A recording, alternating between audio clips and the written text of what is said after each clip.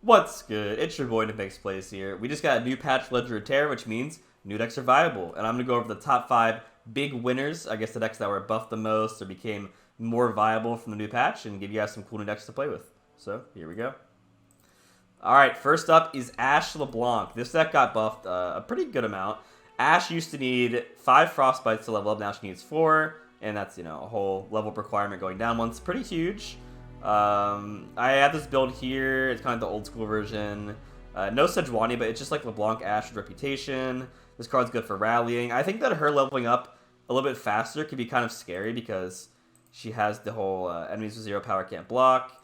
And you can combine that with like a rally, or it's just really kind of easier to find situations to go for game if your opponent's units can't block at an earlier time in the game. So, pretty good. I expect a lot of Shadow of Freljord control in this meta, so I have 2 Elixir of Iron to help keep your units alive against like board clears and stuff like that. Next up, we have Poro. It's a deck I'm really excited about. So we have no champions in here. You can play Vi. She's like generically good for like removal or 2-for-1. Brahm's good. He got buffed and get a Mighty Poro. But this version is pretty straightforward. It's based around the new card Iceborne Legacy. Grant an ally and ally copies of it everywhere, +2/+2. You want to be using this on your Daring Poro, and you have Poro cannons, of course, to have more.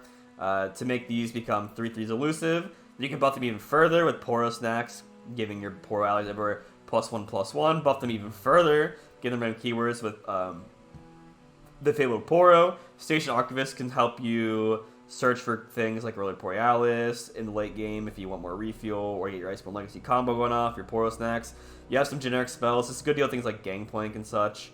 Just a 2-of to make sure you have like removal. This is a generic versatile interaction. You can freeze something, keep your units alive, go for Game of Fury of the North, or you can entomb something and get rid of it. Iter of Improvement's really good in this deck to get another Dang Poro that's +1/+1, but it's also going to have Iceborne Legacy buff to have more Dang Poros. It's kind of just a Daring Poro deck, but it's a Poro deck nonetheless, and I think this deck has potential. I think it could be pretty good, so I'm excited about this one. Alright, next we have Ascents. This deck's a bit weird. I wasn't entirely sure how to build it, so this one's going to need a lot of fine-tuning, but the concept's there. Alright, so they buffed the Mono Streama a lot. Now the Buried Sun Disc, it goes straight to the field if you have a deck full of Streama cards instead of just going to your hand, making you pay 1 less mana, because instead of paying for it your first turn, you just come to the field automatically. And they also buff Xerath. He's a 3/3, he's going to be a 3/4. So I built this deck to try and level Xerath very fast, because he's the one that doesn't need interaction to level. Like, well, Azir takes a while to level, and Rekton can be stopped because he has to challenge and deal damage, but Xerath kind of does his own thing. You can kind of solitaire while you're leveling him. Very easy level condition. You can do like Rock Hopper levels up. You have the Ancient Preparations, the 3-up, Preservarium, Unraveled Earth, stuff like that. So it's just pretty easy level condition. Just go for Xerath. That'll take 10 off your Sun Disc, and then the other 10 you can try and get through just Esteem Hierophants and Clockwork Curators. You can try and get through Renekton level up, or they also just made this card, previously 7 mana is going to 6 mana. I don't know if it'll be good. But this deck definitely is a lot better. I don't know if you run Ascended Rise, but I play one Azir because it gives you more targets for the level up with Ascended Rise and give you Azir's deck. You could also splash a Nasus. The reason I didn't splash Nasus is because you can't really get Slays in this deck. I tried again, try to make this one kind of like solitary, where it's like you really just focus on getting that Xerath level up, and then once you get the Xerath level up, you get close to achieving the Sun Disc, and you can just try and get one more level from there and win. You can also run Soothsayer. Soothsayer's pretty good to protect your Buried Sun Disc from Homecoming and stuff like that. I'll probably fit 2 Soothsayers in here. So pretty hype. This could actually be good. A lot of matchups it might be rough, but in some matchups, again, I think that Feel the Rush is going to be pretty big with all the buffs, and if they can't really interact with what you're doing, you just level a Sun Disc really fast, you could win the game with like Azir's deck or really powerful level 3 champion. Speaking of Feel the Rush, this is probably like the biggest winner of the new patch. This deck's, oh my god, this is going to be insane. So Trundle is a 4/5, but now he's going to be a 4/6. So previously Trundle was a 4/6 in the past, and he was extremely oppressive. Pretty much he walls out everything. You can play you can ramp into him. Like maybe you'd run Warding Stones again, I'm not sure. But you can ramp into him with Warding Stones and just play him on, or like certain terms of Catalyst, and then play him on turn 4 as like a 4/6 and just walls the enemy the rest of the game. Really strong stuff. They also are buffing Vengeance to be 6 mana. Really strong. Better than Minimorph in a lot of scenarios, and this deck was already, at least in tournament play, was already running 3 Vengeance.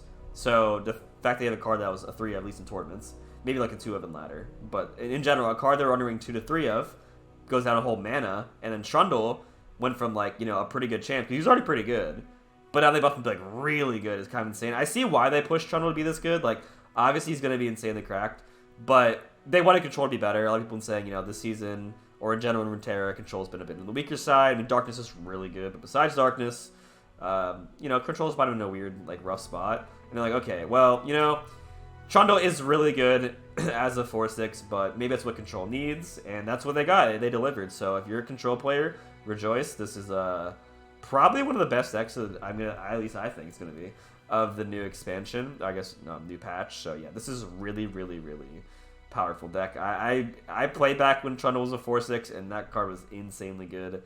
I wonder how it'll fare now when the meta's changed so much, especially with a 6-mana Vengeance coming out. Alright, last but not least, it's your boy, Nightfall, rank 1 every season. We're back, baby. Nightfall is back, baby. Let's go. Let's go. Alright, so Nightfall, one of my favorite decks of all time. If you guys have watched me for a long time, you know I love Nightfall. Huge into Nightfall. When it first dropped, I was the person who stuck with it for a very long time. I love Nightfall. So, what is so different about Nightfall? First off, there's been some mutterings of, you know, people doing good with Nightfall this last season. I mean, I personally didn't think it was the greatest deck, but people were doing okay with it. You know, so there's some decent results. People were getting like I think that the highest was like someone in the top 20 on ranked ladder or something, which is decent. But they just buffed Diana a lot. So Diana normally Nightfall, give me Challenger this round. Now it's Nightfall or it's either you play as a Nightfall or if something else uses Nightfall, it gets Challenger. So what I mean by that is like it's if Nightfall is activated by anybody. So before, you'd have to go like, okay, Lunar Dustbringer is your 1-drop to activate Nightfall, then play Diana as a Challenger, and you had to go in the order. Now you can reverse it, where you can play Diana as your Nightfall activator, then play another Nightfall card like Stygian Onlooker, and that gives Diana the Challenger. So it's basically like it's either she's Nightfall or any other card activates Nightfall, then she gets Challenger, which is really good because then she becomes a Nightfall activator, on top of being a good payoff for the Nightfall effects. Before, you had to always find a way to activate Nightfall before playing Diana. This will open up a lot of hands with Diana to be less bricky, because you're just kind of, I don't know, more versatile, more leisurely on how you want to do your turn. You're able to say, okay, hey, I'll just start with Diana, then I have all these options open, instead of being forced into certain lines where it's like, okay, I need to do something before Diana. It basically forces you Nightfall activator. Now you just get 2 Nightfall effects like in a row. You just get Diana and Stygian, and you just get 2 Nightfall effects with 2 cards. That's really good. So, pretty amazing. I don't know how good this deck would be. It is kind of rough versus SI Freyr. I built this to be good. I've been talking about how I think Feeler should be very strong and like darkness and stuff too. So I made this deck of a lot of 3 health units to be better against like Avalanche and Blood Ravine.